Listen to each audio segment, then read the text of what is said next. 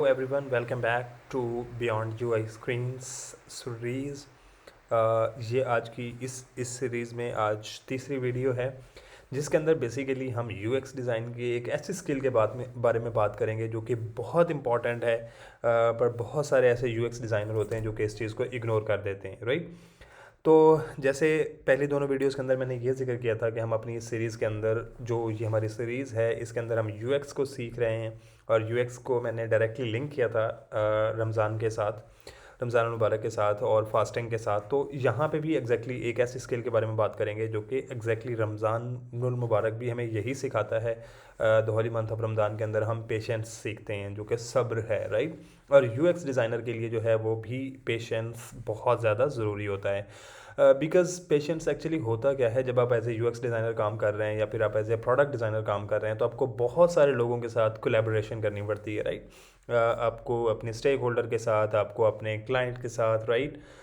इसी तरह आपको रिविजन्स बहुत सारी आ रही होती हैं, आपको डेवलपर के साथ बहुत ज़्यादा प्रॉब्लम्स जो है वो होती हैं। बाज़ दफ़ा ऐसी चीज़ें होती हैं भी जो हम फ्लोज बना देते हैं वो यूज़र्स को समझ नहीं आ रहे होते, तो वो अगेन हम पे आ रहा होता है कि यहाँ पे ये मिस्टेक है, यहाँ पे ये मिस्टेक है। तो ये जो कोलैबोरेशन है ये बहुत ज़्यादा इंपॉर्टेंट और बहुत ज़्यादा रोल प्ले करती है यूएक्स डिज़ाइन के अंदर। तो जब तक आपकी कोलैबोरेशन इफेक्टिव नहीं होगी और जब तक आप उसके अंदर पेशेंस के साथ इन सारी चीज़ों को इनटेक नहीं करेंगे तब तक आप यूएक्स डिज़ाइन जो है वो नहीं सीख सकते हैं, राइट।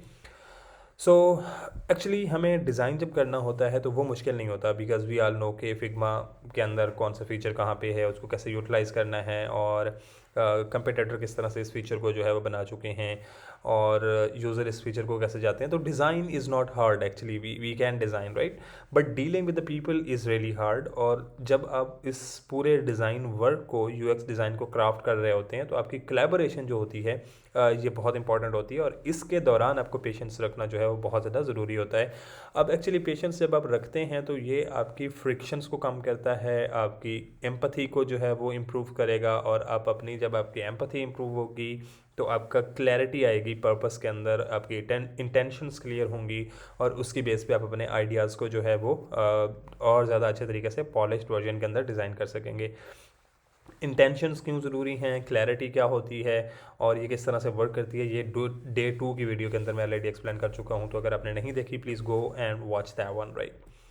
सो जो डिज़ाइनर होते हैं उनका पेशेंस क्यों लूज़ होता है ये मैं ऑलरेडी एक्सप्लेन कर चुका हूँ कि जब स्टेक होल्डर्स के साथ बात होती है और स्टेक होल्डर डिफरेंट तरीके से उस सॉल्यूशन को अंडरस्टैंड कर रहे होते हैं, एक्चुअल यूज़र जो है वो डिफरेंट तरीके से उस सॉल्यूशन को टेक करते हैं या उनको रिक्वायर डिफरेंट तरीके से होती है। और यू बीइंग अ डिज़ाइनर आप डिफरेंट तरीके से एज्यूम करते हैं। तो ये तीनों चारों जो डिफरेंट आइडियाज़ हैं जब ये कोलाइड होते हैं तो कोलाइड होने के बाद आपके पास जो स्टेक होल्डर हैं उनकी प्रायोरिटीज़ शिफ्ट होती हैं। या फिर आपको रिवीजन्स के अंदर पॉइंट नज़र आते हैं कि अच्छा यहाँ पे इशू है जो कि बिज़नेस को मीट नहीं कर रहा है, जो कि यूज़र की रिक्वायरमेंट्स को मीट नहीं कर रहा है, जो कि डाटा को मीट नहीं कर रहा है। तो यहाँ पे आपका पेशेंस जो है वो लूज़ होना शुरू हो जाता है। और इसी तरह again when it comes to the developer, क्योंकि जितने भी आपके डिज़ाइन होते हैं उनके अंदर टेक्निकल कंस्ट्रेंट जो होती हैं वो बहुत ज़्यादा होती हैं, राइट। तो you being as a UX designer जब आप एक डिज़ाइन जो है वो एक फ़ाइल जो है वो हैंड ऑफ करते हैं डेवलपर को, तो वहाँ पे बहुत सारे टेक्निकल प्रॉब्लम्स होते हैं या टेक्निकल कंस्ट्रेंट आ जाती हैं जो कि फिजिबल नहीं होती। तो वो अगेन आपको रीडिज़ाइन करनी पड़ती हैं। तो दैट इज़ द प्रॉब्लम जो कि हमारे पेशेंट्स जिसमें हम लूज़ कर जाते हैं। एंड देन जब आपका प्रोडक्ट बन जाता है और वो इटरेशन फेज़ के अंदर जाता है, फीडबैक फेज़ के अंदर जाता है, लाइक कुछ बीटा टेस्टिंग के अंदर जाता है, तो वहाँ पे जब आपके फ्लोज नहीं क्लियर होते तो again it comes to you और आपसे क्वेश्चंस होते हैं and then you lose your patience as well, right. तो ये जितने भी डिज़ाइनर हैं, यूएक्स डिज़ाइनर हैं, यूआई डिज़ाइनर हैं, ग्राफिक डिज़ाइनर हैं, रिवीजन स्पेसिफिकली जब हो रही होती हैं तो ये पेशेंस हर एक का लूज़ होता है। तो जब आपका पेशेंस लूज़ हो जाता है तो आपकी क्लैरिटी, आपकी इंटेंशंस, आपका पर्पस, ये सब कुछ जो है वो आप लूज़ कर बैठते हैं, राइट। अब एक्चुअली हमें इसके अंदर सीखना क्या है। So as we are in the holy month, तो हॉली मंथ से हम क्या एक्चुअली सीख रहे हैं, हम अपने इमोशंस के कंट्रोल को सीख रहे हैं।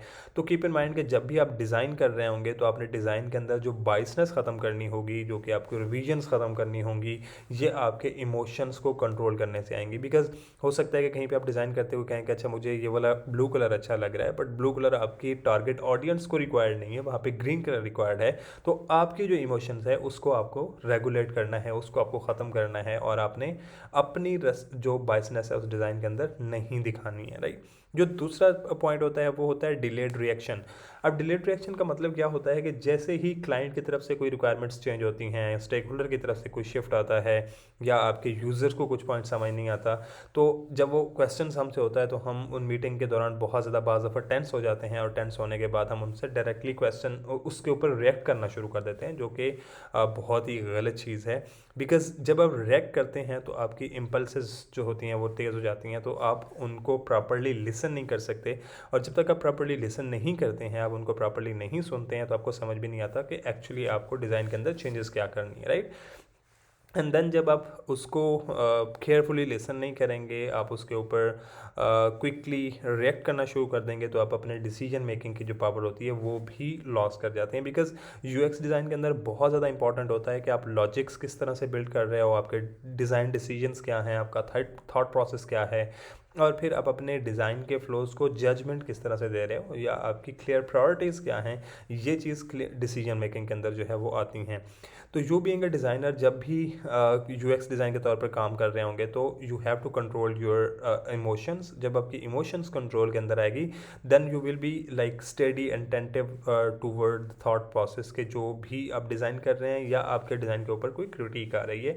And then you will go toward the measured responses. अब मेजर्ड रिस्पॉन्सेज का ये मतलब होता है कि एक्चुअली आप फोकस करोगे कि कहाँ पे आपको क्या कहना है, कहाँ पे क्या डिज़ाइन करना है, और अपने आप को काम किस तरह से जो है वो रखना है, राइट। Go ahead. अगर आपका पेशेंस लूज़ हो जाता है, या आपको ये जो मैंने भी आपको बताया है कि आप लाइक इमोशनल आपकी कंट्रोल में नहीं रहती हैं, आप रिएक्ट करना शुरू कर देते हो, या फिर आप डिसीजन जो है वो बहुत ज़्यादा प्रीएम्प्टिव लेना शुरू कर देते हो, तो तब आपके पास होता क्या है, आपका डिफेंसिव बिहेवियर जो है वो प्रॉब्लम काज करना शुरू हो जाता है, राइट। आप बहुत ज़्यादा डिफेंसिव होना शुरू हो जाते हो। Then you try to save yourself. और जब आप अपने आप को सेव करने के लिए जाते हो, तो आप जितने भी आइडियाज़ होते हैं वो आप लॉस कर जाते हो। बिकॉज एक्चुअली होता क्या है कि उस टाइम पे आप फीडबैक को जो है वो पर्सनल लेना शुरू कर देते हो, एंड देन जब आप फीडबैक को पर्सनल लेते हो, तो आपकी ईगोज़ जो है वो हिट करना शुरू कर देती हैं। और फिर जहाँ पे एक्चुअली आपको क्यूरियस होके क्वेश्चन करने थे, या क्यूरियस होके फ्लोज को समझना था, क्यूरियस होके आपको यूज़र को समझना था, वहाँ पे आप आर्ग्यूमेंटल और जजमेंटल फेज़ के अंदर चले जाते हो, राइट। तो फिर आप जब आर्ग्यूमेंटल फेज़ के अंदर चले जाते हो, तो देन आपके जो डिसीजंस होते हैं, जब आपके जो ओपिनियंस होते हैं, आपका जो डाटा होता है वो पोलराइज्ड हो जाता है, and then you never never ever become a successful UX designer, right. और जब आपकी ईगो हिट करेगी, तो देन आपकी कोलैबोरेशन ख़त्म होना शुरू हो जाएगी, और जब आपकी कोलैबोरेशन ख़त्म होगी, तो आपके डिज़ाइन भी ठीक नहीं बनेंगे, आपके पास डाटा ठीक नहीं आएगा, एंड देन जो आपका डिज़ाइन बनेगा उसको आप प्रॉपरली डिलीवर भी नहीं कर सकोगे, राइट। तो जब ये कोलैबोरेशन ख़त्म होगी, आपकी स्टेक होल्डर के साथ कोलैबोरेशन नहीं होगी, आपके डेवलपर के साथ आपकी कोलैबोरेशन नहीं होगी, आपके यूज़र के साथ कोलैबोरेशन नहीं होगी, तो देन जितने भी आप डिसीजंस लोगे वो सारे के सारे डिसीजन जो है वो वीक होंगे।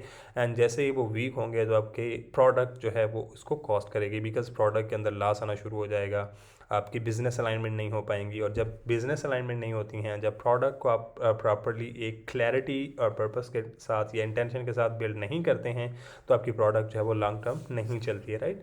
सो ये जितने भी प्रॉब्लम्स हैं, ये सिर्फ और सिर्फ एक पॉइंट से, एक स्किल से जो है वो ख़त्म स्टार्ट हुए थे, और वो ये स्किल थी कि आपको पेशेंस नहीं रखा था, या पेशेंस आपके अंदर नहीं था being as a UX designer, right. So अगर आपको पेशेंस रखना है and you want to become a successful designer, तो आपको कुछ चीज़ों के ऊपर काम करना है। और वो काम क्या है कि आपको जब भी मीटिंग्स हों, जब भी आपकी किसी के साथ इंटरव्यू हो, जब भी आप किसी स्टेक होल्डर के साथ बात कर रहे हो, तो you have to listen him carefully, right. आप उस स्पीकर्स को, अपने इंटरव्यूज़ को आप प्रॉपरली एक रूम प्रोवाइड करेंगे। सो रूम प्रोवाइड करने का मतलब ये होता है कि आप उसको क्लियर स्पेस दोगे कि वो किस तरह से बात कर रहा है, क्या उसकी बात के अंदर, उसकी टोन के अंदर, उसके इंटेंट के अंदर कंसंट्रेट क्या क्या हैं, और उसकी टोन किस लेवल के ऊपर है, वो किस तरह से चीज़ों को जो है वो हैंडल करने की कोशिश कर रहा है, क्या चीज़ एक्सप्लेन करने की कोशिश कर रहा है। तो you have to listen him carefully, you have to observe him carefully as well to understand the gestures, psychology, behaviors and everything, right? And then जब आप उनसे questions कर रहे होंगे तो then you need to ask him clear questions as well, right? अब clear question से ये मतलब होता है कि आप उनको लाइक प्रॉपर लीडिंग क्वेश्चंस देते हो। सो लीडिंग क्वेश्चन का मतलब ये होता है कि जिसके ऊपर आपकी डिबेट हो सकती है, नॉट इन अ वे कि एक ऐसा क्वेश्चन हो जो कि बस वो सिर्फ येस एंड नो के अंदर जो है वो आपको आंसर दे दे। एंड देन जब आप लीडिंग क्वेश्चन के अंदर जाओगे फिर उसके बाद आप फॉलो अप क्वेश्चंस करते हो, तो एक्चुअली क्या होता है कि जो अजम्पशंस होती हैं वो अजम्पशंस आपकी सोल्यूशन के अंदर जो है वो बनना शुरू हो जाएंगे। Because me being a designer assume कर रहा हूँ कि अच्छा इसको ये कर लेता हूँ, इसको ऐसे ऐड कर लेता हूँ, बट जो मेरा स्टेक होल्डर होगा, जो मेरा क्लाइंट्स होगा या मे बी मेरे जो यूज़र होंगे वो मुझे क्लियरली बताएंगे कि उनको क्या रिक्वायर्ड है, राइट? तो जो मेरी अजम्पशंस थी वो अब उनकी रिक्वायरमेंट्स के अंदर जो है वो सोल्यूशन के अंदर कन्वर्ट हो जाएगी, राइट? थर्ड पॉइंट है do not respond, respond to not react.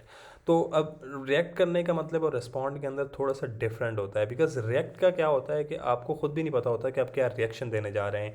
और मेनली जब भी हमारे डिज़ाइन के ऊपर फीडबैक आती हैं या क्रिटिसिज्म आता है या कोई इंप्रूवमेंट्स आती हैं तो हम रिएक्ट करते हैं और वो रिएक्ट हमेशा नेगेटिव होता है। और जैसे ही रिएक्ट नेगेटिव जाता है तो वहाँ से पोलराइज बढ़ेगी, आपके डिसीजंस ख़त्म होना शुरू हो जाएंगे, आपके कोलैबोरेशन ख़त्म होने जाएंगे और इवेंचुअली वो आपको कॉस्ट करेगी and then end of the day वो आपके प्रोडक्ट को कॉस्ट करेगी। बट रिस्पॉन्ड का एक्चुअली ये मतलब होता है कि हम उनके क्रिटिसिज्म को और उनके पॉइंट ऑफ व्यू को, उनके कॉन्टेक्स्ट को समझते हैं and then we accordingly respond them, और उनको हम रिस्पॉन्स करते हैं कि अच्छा।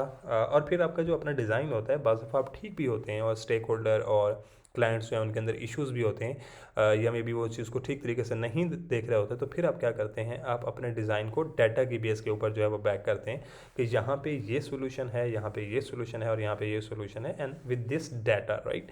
तो फिर आपकी बात जो है वो, आपकी बात के अंदर वजन भी होता है, right? And then improve instead of arguing, like आपके क्रिटिसिज्म के अंदर बाज़ दफ़ा हम ये होता है कि हम उसको आर्ग्यूइंग करना शुरू हो जाते हैं, तो वो आर्ग्यूमेंट अगेन आपकी, जैसे मैंने पहले भी बात की है कि वो आपके प्रोडक्ट कैरियर के लिए भी ख़तरनाक हो सकते हैं। तो you have to fuel the iterations with improvements कि ठीक है आपका ये पॉइंट है, I got it, I noted and then now I will be working with this version, आपके उसके साथ ये वर्जन है और ये एक ऐसा वर्जन है जो कि डाटा की बेस पे, और ये एक वर्जन है जो कि मुझे लगता है कि हम इस तरह से जो है इसको बेहतर कर सकते हैं। तो now you have given them 3 opportunities और 3 different iterations to look into these things and then you can later on उनके साथ अगेन इंटरव्यू के अंदर और डिज़ाइन इटरेशन के अंदर एक सेशंस के अंदर बैठ के जो है वो डिस्कस कर सकते हैं कि अच्छा क्या चीज़ है जिसके साथ हम लेटर ऑन जा सकते हैं, right? So last but not the least, जब आप ऑब्वियसली ये पेशेंट्स को अपने अंदर लेके आएंगे, आप उनको केयरफुली सुनेंगे, आप एक्चुअली उनके साथ उनके क्वेश्चंस को क्लियर कर लेंगे, आप उनको रिस्पॉन्ड करना शुरू कर देंगे and then you will start improving. तो इन सब चीज़ों के लिए let's quickly you have to improve yourself as a UX designer, right?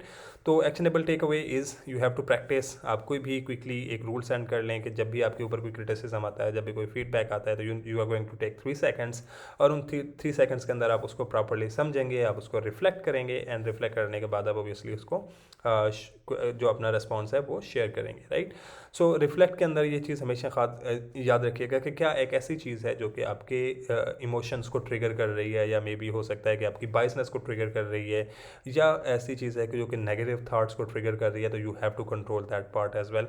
So during those interviews, during those जो क्रिटिक्स होती हैं या फीडबैक सेशंस होते हैं, so you have to pause, you have to breathe and then obviously you have to start talking as well, right? So this is the actionable steps and I'm hopeful you are learning something new, because इसके अंदर हम कोई भी UI नहीं कर रहे, I'm just giving you a process, a thought process, a mindset to build yourself as a UX designer, right? So अगर आपको ये वीडियो अच्छी लगी है, please do subscribe and hit the bell icon and I'll see you in the next video. Till then, take care and bye.